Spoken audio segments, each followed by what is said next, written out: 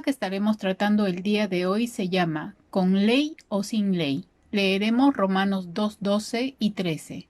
Los gentiles serán destruidos por el hecho de pecar, aunque nunca tuvieron la ley escrita de Dios, y los judíos, quienes sí tienen la ley de Dios, serán juzgados por esa ley porque no la obedecen. Pues el simple acto de escuchar la ley no nos hace justos ante Dios, es obedecer la ley lo que nos hace justos ante sus ojos. El pecado es pecado, con ley o sin ley. El resultado del que peca es que no va a quedar libre del juicio de Dios. Y aquí se refiere a los gentiles que no viven bajo la ley, pero igual pecan.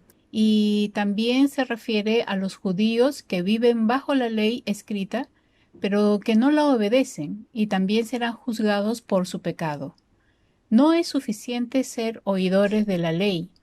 Esto no nos hace justos ante Dios, ni tampoco es suficiente estudiar la palabra y que llegue solo a nuestro conocimiento. Por ejemplo, tenemos el gobierno peruano que tiene una constitución. Por ejemplo, el gobierno peruano tiene una constitución. Vamos a ver solamente un artículo, el artículo 222, que habla del derecho a un ambiente equilibrado y adecuado. ¿Qué es lo que dice? Dice, a la paz, a la tranquilidad, al disfrute del tiempo libre y al descanso, así como a gozar de un ambiente equilibrado y adecuado al desarrollo de su vida. Hay muchos artículos de nuestra Constitución que desconocemos y por eso les aseguro que rompemos muchas de ellas, porque no las conocemos. Pero igual, los que conocen la Constitución de nuestra nación también las rompen, a pesar de saber de ellas. Más de un gobernante o miembro de su gabinete de gobierno han promulgado decretos respecto al confinamiento obligatorio, pero muchos de ellos desobedecen tales decretos como si estuviesen por encima de la ley. Volviendo al estudio de Romanos, lo que nos hace justos ante Dios es obedecer su ley. Cuando obedecemos su ley es porque creemos en Dios y su gobierno. El texto dice para los que oyen pero no obedecen. Muchos han escuchado la palabra de Dios, muchos han nacido inclusive en las bancas de una iglesia, pero aún así sus vidas no han sido transformadas por la palabra. Y al igual que un mundo que no tiene interés por las palabras de un Dios santo, van a perecer por su desobediencia a ellas.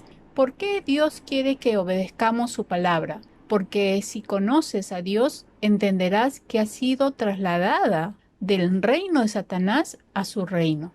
Antes vivíamos bajo una constitución del mundo gobernado por el enemigo, pero en Jesucristo tú y yo hemos sido libertados y hemos sido llevados a un reino eterno, donde Dios es el gobernante, Él es tu rey, y Él tiene una constitución única para tu vida, que es la palabra de Dios. Estas leyes de Dios son buenas, son correctas, son justas, y nos hacen por eso una persona justa.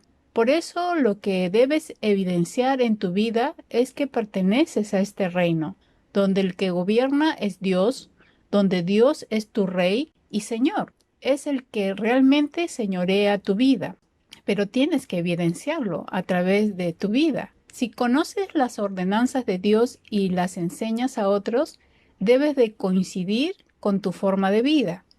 No puedes hablar del Señor y que tu casa sea un campo de guerra por causa del desorden o la suciedad. No puedes hablar de la palabra si continuamente estás discutiendo y te alteras rápidamente.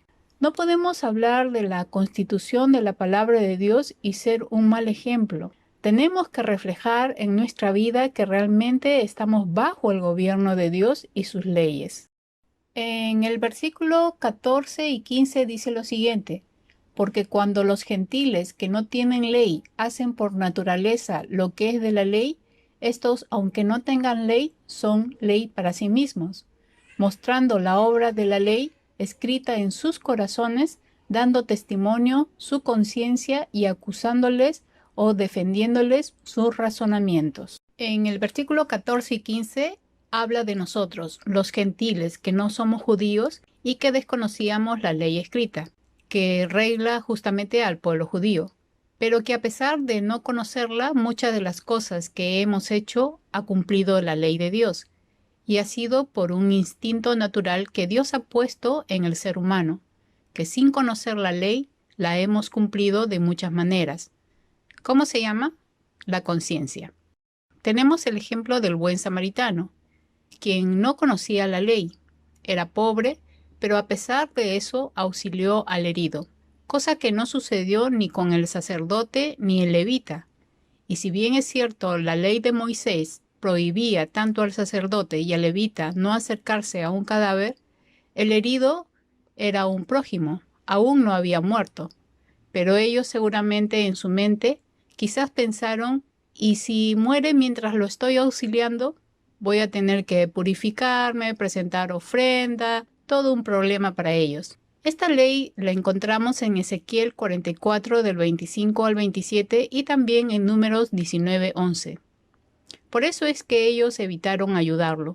Pero lo que nosotros podemos ver es que el amor al prójimo va más allá que la ley. Y Jesús lo demostró de muchas maneras. Por ejemplo, en el Nuevo Testamento, en los Evangelios, se registra que Jesús tocó al leproso para sanarlo.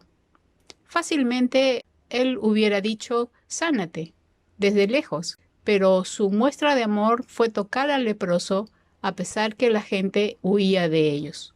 El buen samaritano nos enseña lo que había en su corazón, como dice el versículo 15, que la ley de Dios está escrita en su corazón porque por su propia conciencia y sus propios pensamientos o lo acusan o les indican que está haciendo lo correcto. Dios ha puesto en nosotros una conciencia que nos lleva a pensar y ésta nos acusa o nos dice que estamos haciendo lo justo o lo injusto. La palabra conciencia viene de un término hebreo llamado madda, que significa conocimiento, pensamiento e inteligencia.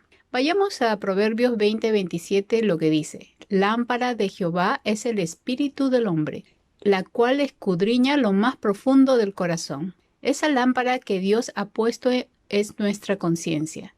Y como es lámpara y su naturaleza es alumbrar porque viene de Dios, lo que va a suceder, como dice el texto, va a escudriñar, va a poner al descubierto cada intención oculta. Quiere decir que si nosotros optamos por hacer lo malo, nuestra conciencia nos va a acusar. Por ejemplo, cuando uno comete un crimen, no lo hace a la luz del día, lo hacen a ocultas, porque en su conciencia saben que está haciendo mal, pero les domina el pecado y lo hacen. Lo mismo sucede cuando uno fornica, ve pornografía, es un ladrón, todo lo hacen a escondidas. Y si lo hacen de esta manera es porque son conscientes que están haciendo mal. Su conciencia los acusa, porque Dios ya se encargó de poner una lámpara que se llama conciencia. Cuando el ser humano hace algo malo, es consciente de lo que hace. Entonces, la conciencia representa un lugar en nuestra vida que debe tener una preparación continua. En este caso, tus pensamientos deben ser entrenados por la palabra, porque tu conciencia será probada continuamente. Pero si te preparas en la palabra, serás sabia, inteligente y tomarás siempre decisiones correctas que son justas delante de Dios. Cuando tu conciencia no está siendo guiada por la luz de la presencia de Dios y su palabra, lo que significa esta palabra es que si no entras al terreno de Dios, tu alma comenzará a vagar en tus propios pensamientos de pecado y malas intenciones, porque no estás dejando que tu apoyo sea el Dios eterno. Por eso es importante poder buscar el respaldo en la presencia de Dios y su palabra. ¿Qué te permite tener la lámpara que Dios ha puesto en ti a través de la conciencia? Te permite conocer a Dios a través de su palabra, vivir una experiencia diaria de su presencia, ver el cuidado y protección de Dios. Entonces la conciencia se debe alimentar de Dios. Entonces de esta manera podrás entender la voluntad de Dios y conocerle cada día más. Podrás entender que perteneces a su reino y su gobierno y que te sujetas a su constitución, que es la palabra, como hemos ido estudiando, que es la que realmente debe de regir tu vida. Y en el versículo 16 dice, y el mensaje que proclamó es que se acerca el día en que Dios juzgará por medio de Cristo Jesús la vida secreta de cada uno.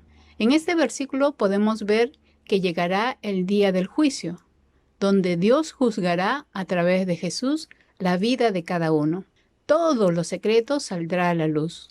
No solo habla de las acciones, sino de los pensamientos ocultos que saldrán a la luz. Dios juzgará las malas intenciones, los deseos escondidos, los malos deseos, las maldiciones, los odios escondidos, envidia, celos, codicia del cónyuge ajeno, codicia de los bienes ajenos, etc. Por eso, como tarea, te voy a pedir que analices bajo qué constitución se basa tu vida y tu familia. Hemos visto la Constitución, que es la palabra de Dios dentro de ese gobierno, y es una lista de las ordenanzas de la Biblia que cumples en tu vida y en tu hogar, y cuál de ellas no las tomas en cuenta. Solo así sabrás si realmente el gobierno de Dios y su Constitución, que es la palabra de Dios, está presente en tu vida y familia.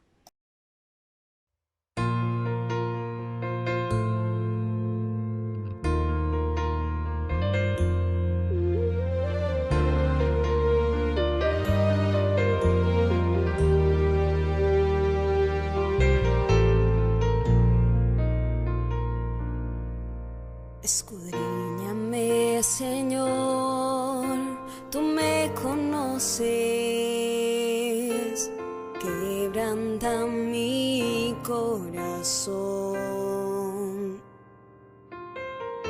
transfórmame conforme a tu palabra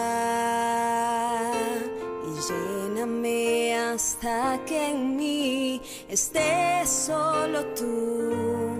Te pido, úsame, Señor, úsame como una luz que brilla de noche, como puente sobre aguas, como abrigo en el desierto, como flecha que a la meta llega. Quiero ser usada en la manera que te agrada, en cualquier hora y en cualquier lugar. He aquí está mi vida, úsame, Señor, úsame. Escúchame, Señor, tú me conoces, quebranta mi corazón, transfórmame conforme a tu palabra, lléname hasta que en mí estés solo tú.